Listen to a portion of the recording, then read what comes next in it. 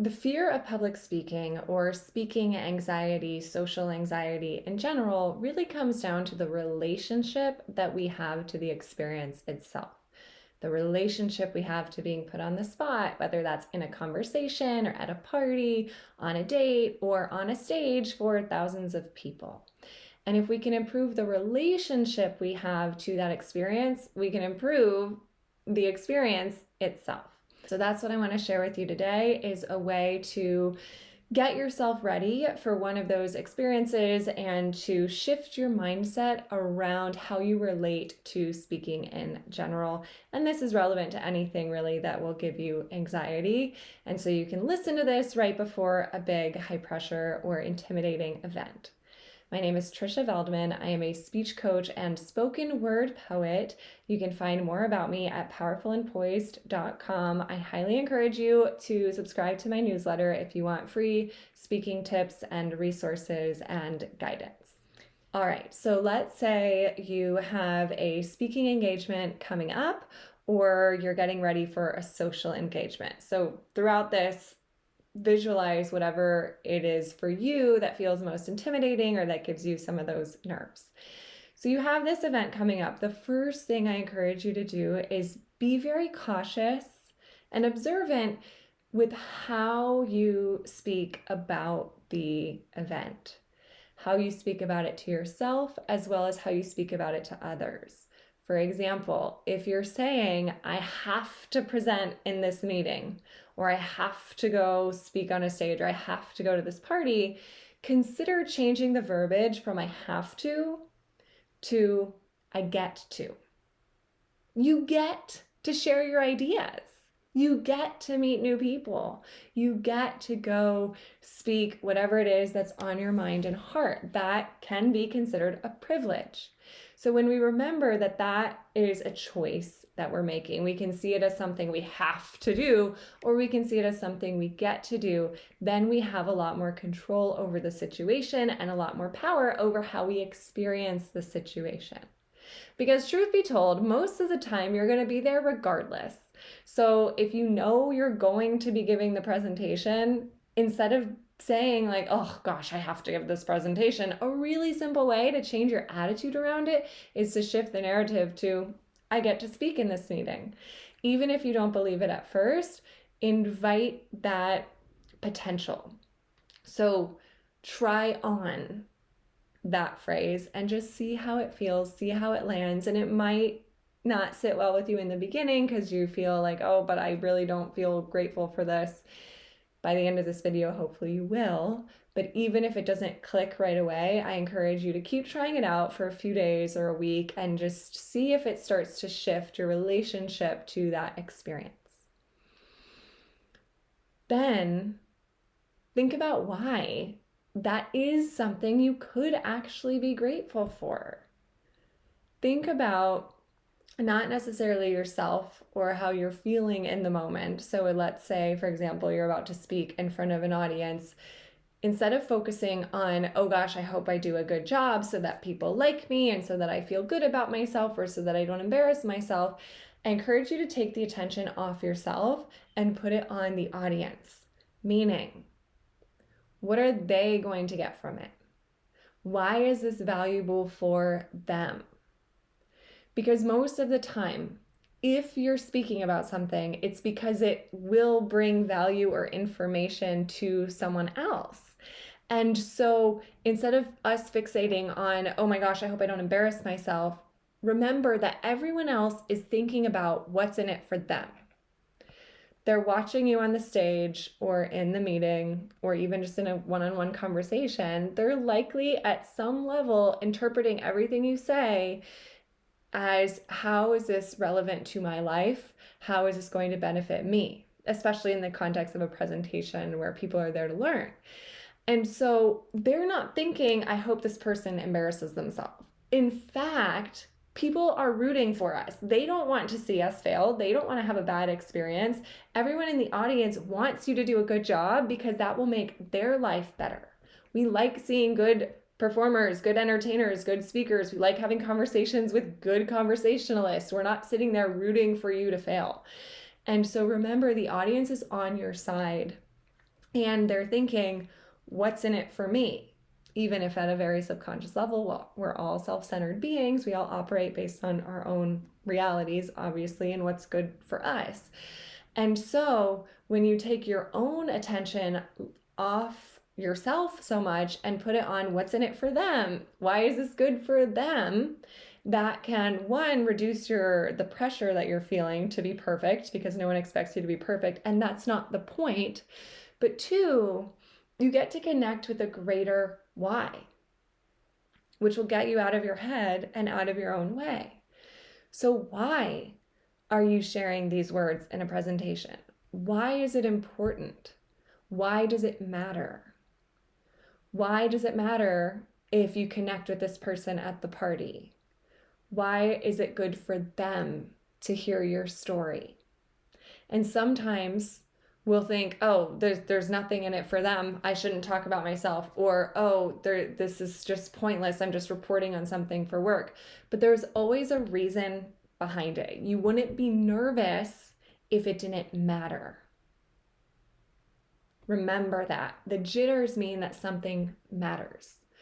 And so when you can really analyze and reflect on and appreciate the value that the other person will get from hearing you speak, then you can focus on that and giving them more value, as opposed to focusing on not embarrassing yourself, which is kind of a negative motivation.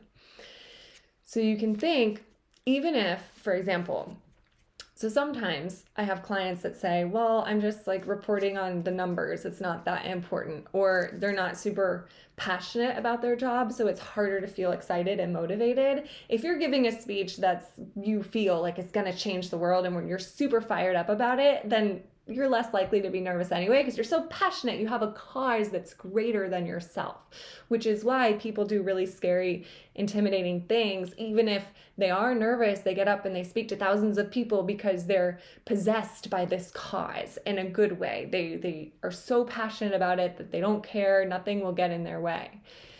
If that's not the case for you, as it isn't for most people in these smaller situations, if you're like, I'm really not that passionate about what I'm sharing in the meeting, I just was asked by my boss to speak up, there's always a reason why it matters. And maybe it's simply that, well, by speaking up in the meeting and sharing this information, I am doing my job, and I am doing that to get money, to earn a paycheck, to put food on the table at dinner. It can have nothing to do with the speech itself or the presentation itself. It can have a trickle-down effect. And so maybe you're not so passionate about what it is you're talking about. Maybe it does feel like, oh my gosh, I just have to do this thing because it's part of my job. Make it better for yourself by connecting to the why. Give yourself a reason why it matters and why it's not really about you anyway. Because you're going to be in the situation regardless. So it can be a miserable experience, or it can be a really fun experience, or it can be a neutral experience. I'm not going to pretend that every time you present it's going to be so super duper uber fun. Sometimes, even though I really like doing that, it's just neutral. But the point is, it doesn't have to be something that gives you anxiety. And when you zoom out and you find a reason that's greater than yourself, whether that's some big world-changing cause, or it's simply, I think the person across the table from me could benefit from hearing my story, or even simply, I know that by having this conversation, we are going to establish a connection, and that connection can be fruitful in other ways. That's a greater why behind it. So you can get out of your own head and stop focusing on your own anxiety by connecting to a reason behind it. So what I want you to do now is think about something you may have coming up. So that's a presentation, a meeting, a conversation with a loved one or a colleague, or even just something that you dream of doing. So maybe you dream of being able to go speak at an open mic, or perform music at an open mic, or audition for a play, or go exhibit your art at a gallery. Whatever it is that you want to do but feels intimidating, this can either be something you actually have coming up or something that's just kind of like, oh, one day that would be nice. But I want you to visualize that. I invite you to close your eyes if you're in a place where it's safe to do so. And if you're able to, put your hand on your heart and take a moment to soften the muscles of your face and to invite a gentle smile. And I want you to visualize yourself doing the thing. So you're on the stage, you're speaking to the crowd, you're across the table from a friend having an important conversation. You're doing whatever it is that you really want to do but are afraid to, or something it is that you have to do but you're afraid to, something that you're being required to do but you're afraid of. And hand on your heart. And I invite you to gently smile and tap into the feeling of gratitude. So think of something for which you are genuinely grateful.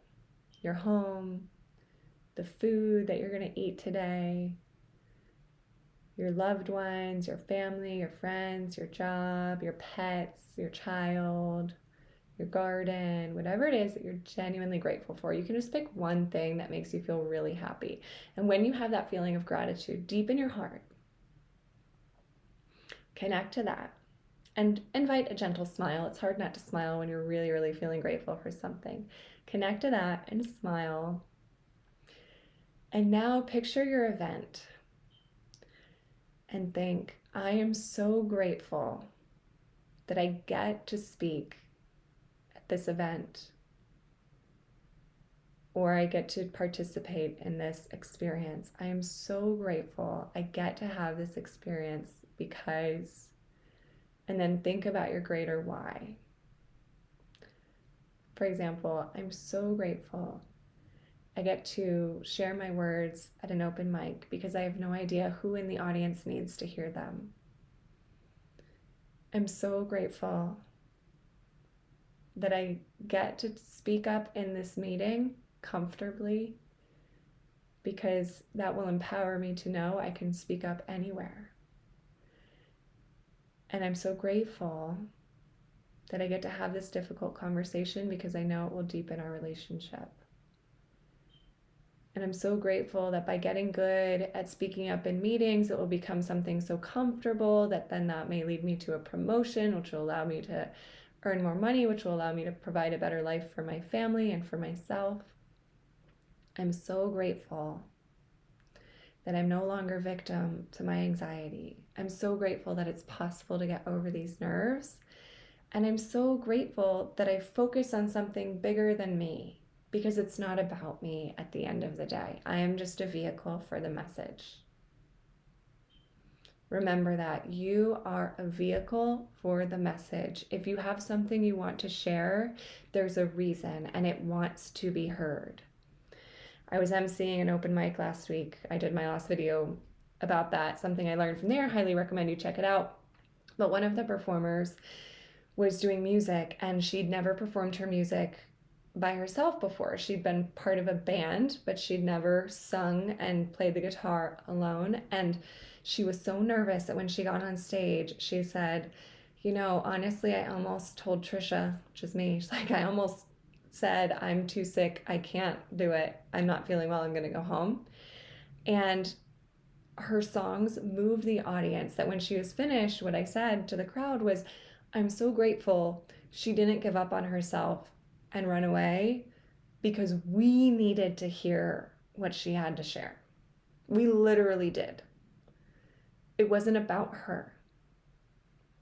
So we can get over the anxiety when we get over ourselves and we make it mean something bigger without putting pressure on ourselves to be perfect. It doesn't have to be perfect. So the danger in this is sometimes we might say like, oh, but all these people are depending on this, and then it becomes something more stressful and we put more pressure on ourselves. That's not the point. You want to think with a why that aligns with your values, that will get you out of your head and help you feel inspired. And you've had moments in the past where you've done things that you didn't necessarily feel like doing because you knew it was for a greater cause.